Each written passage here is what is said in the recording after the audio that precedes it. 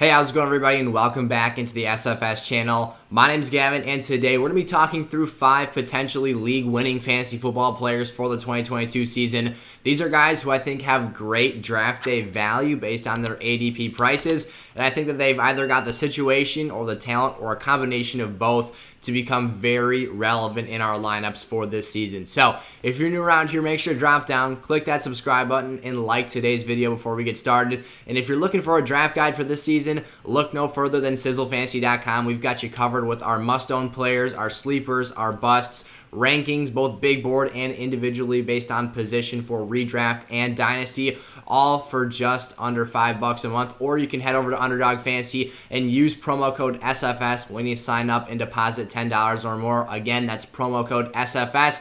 I'll leave a link in the description. I've also got a tutorial video up on my website, again, sizzlefantasy.com, which is where those draft guides are hosted to get you access to those draft guides for this summer and fantasy season. If you guys sign up using promo code Underdog, you're going to get access to those guides through the entire 2022 NFL year, and that's going to get you access to my weekly lineup advice as well. Again, all that just for $10 on Underdog, and I'll be sending your guys' lineups for you all year long in addition to those draft guides. So go check all that stuff out. Again, I've got a tutorial up on the website. All this stuff can be found in the description of today's episode. But without further ado, let's not waste any more time. Let's jump into our 5 league winners for 2022. Alrighty, we've got ourselves a handful of rookies in today's episode, but we've also got a few veterans sprinkled into the lineup for today's video. We're going to start talking about Jameson Williams to kick off today's episode. Jameson is going with the 123.5 overall pick on Underdog Best Ball formats. Again, one more time, promo code SFS when you deposit $10 to get the draft guide free, and they will double your money to play with. So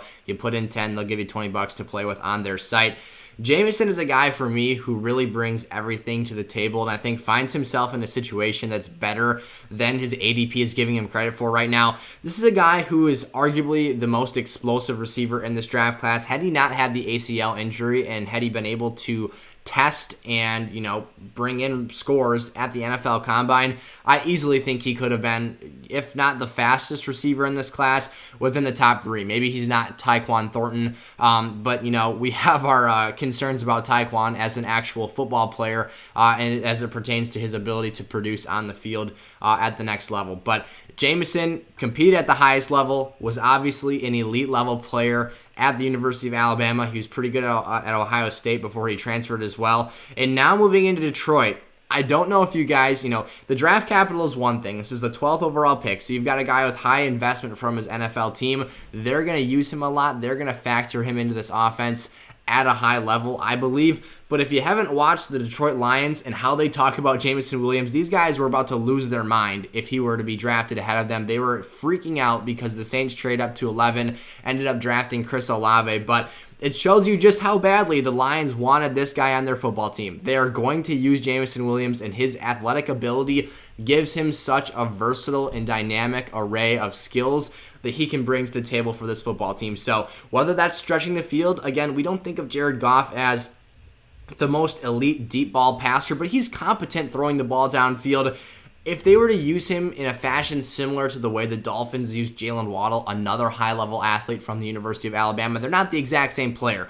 That's not what I'm trying to say here, but you've got very dynamic athletes that even if he can't get the ball at an elite level pushed downfield, I think he'll still have success and be able to make plays vertically over the top, coexist with Amon-Ra St. Brown, and deliver high levels of fantasy ceilings to lineups each and every single week. He's going to have his bumps and bruises along the way. It's a rookie player. He's not going to be flawless from start to finish, but I think the upside is key here. And for a 11th round draft pick in our fantasy leagues, again, a guy who probably was going to run a 4.3 40-yard dash at the Combine had he been healthy and able to do that, or at least 100% healthy.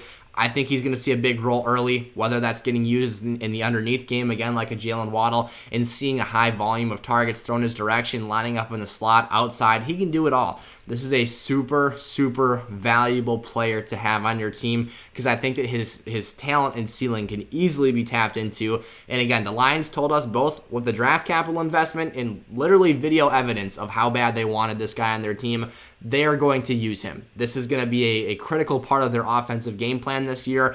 And Jameson may just surpass Amon-Ra St. Brown because they have invested more into him here. They drafted him 3 rounds earlier than they drafted St. Brown a year prior.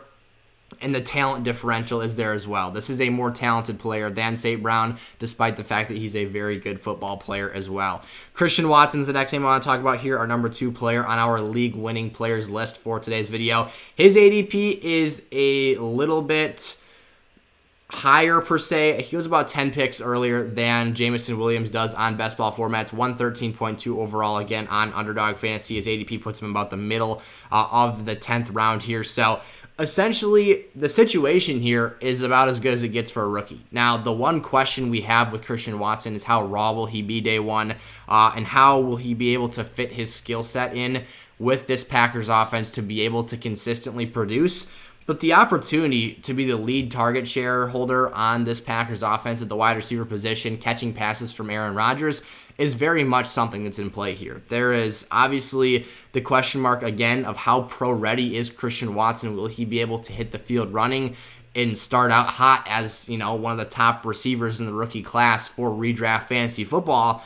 But I think that the situation, again, is arguably better than that of a Jameson Williams. You've got a better quarterback, a better offense, maybe honestly better play calling with Matt LaFleur versus the OC for the Detroit Lions. I think that you've got the infrastructure set up to succeed here. What it's really going to come down to is A, when Aaron Rodgers gives Watson the opportunity to produce, is he going to capitalize on it?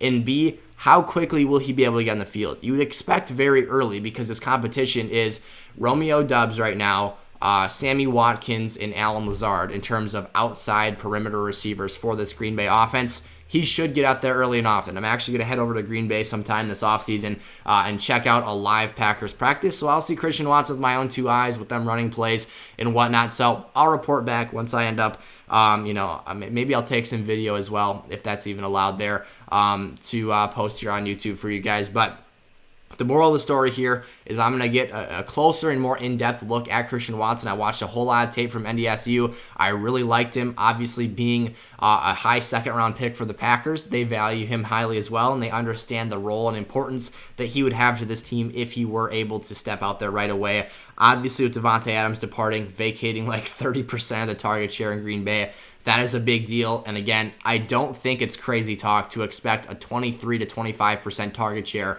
for a very talented prospect and rookie player here in Christian Watson. He's huge, 6'4", 208 pounds, runs a 4.36 40-yard dash. He can fly downfield. He's not just Marquez Valdez-Scantling, if you ask me. That's who Daniel Jeremiah actually comped him to. I think he can do more than just run vertical routes. I think he contributes in more phases of the offense because MVS was a pretty one-dimensional route runner. I think Watson does a little bit more and adds more value to this Packers team.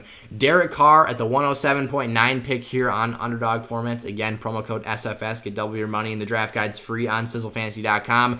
I think that Derek Carr is a league-winning player here, not because just of what he brings to the table in terms of production. In a 1 QB format, it's pretty hard to win your league with a quarterback draft pick, just because if you've got 32 NFL QBs and only 12 of them are going into lineups every week, I think that the drop-off is a lot less significant. Well, we know that for a fact. I mean, the scarcity of the quarterback position in 1 QB leagues is the least of any out there. It's the position with the most, available spots to be filled in lineups. Now, when we talk 2 QB or super flex, things get a lot more competitive, and it quickly becomes the toughest position group to fill.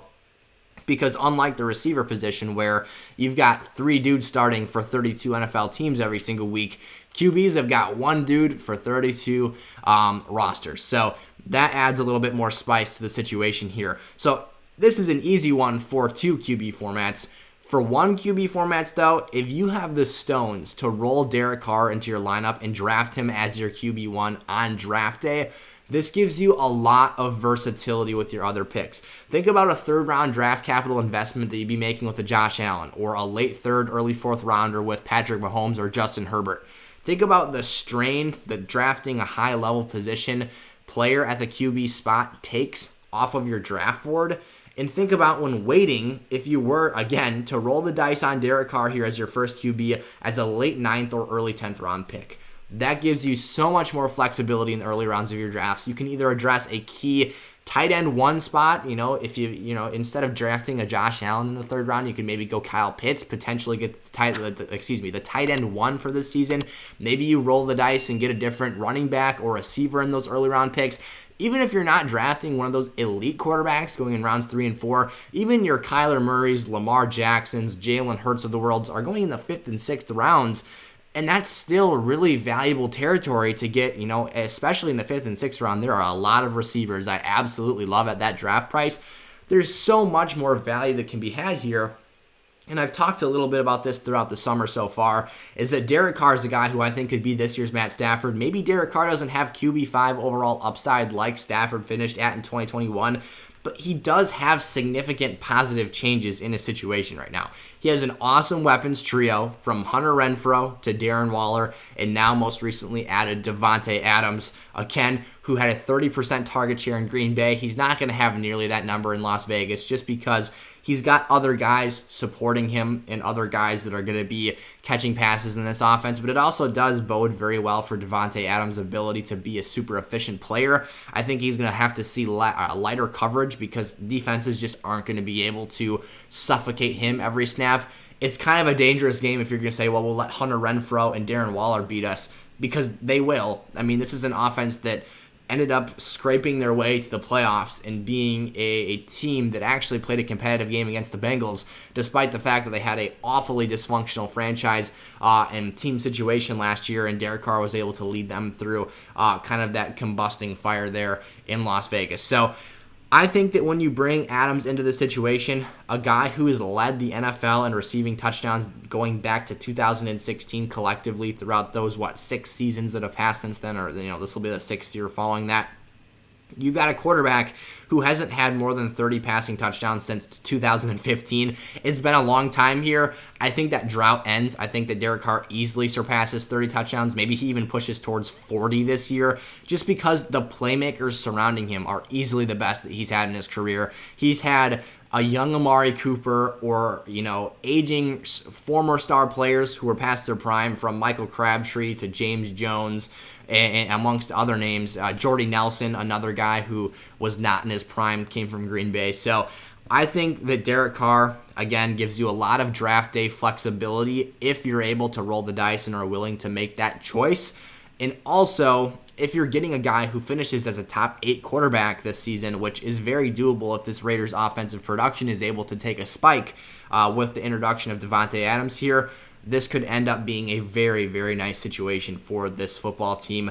Jamison Crowder, someone who I've not talked about yet this year. This has been one of my favorite sleepers the last 2 seasons as a New York Jet. This is just a guy who's been in a really bad situation with really negative game scripts and has been able to see a high volume of passes head his direction in the Jets offense. Despite the fact that they're not the most valuable targets in the world, they're still passing the football at a high rate. He was having double-digit target games left and right just because he was the best receiver on a bad receiver, core, and a bad NFL team with the Jets. Again, so they were passing the football a ton with those negative game scripts. Now the situation gets even better here. You've got a player who is going at the 129th overall pick. That is the late 11th round of your fantasy leagues, in the best offensive situation he's ever experienced in his NFL career. This is a guy who started his career in Washington with that dumpy disaster of an organization, transitioned and signed in free agency for his second contract with the Jets. He kind of thrived there for fantasy purposes, but has probably become deeply depressed with the losing that's been taking place throughout his career.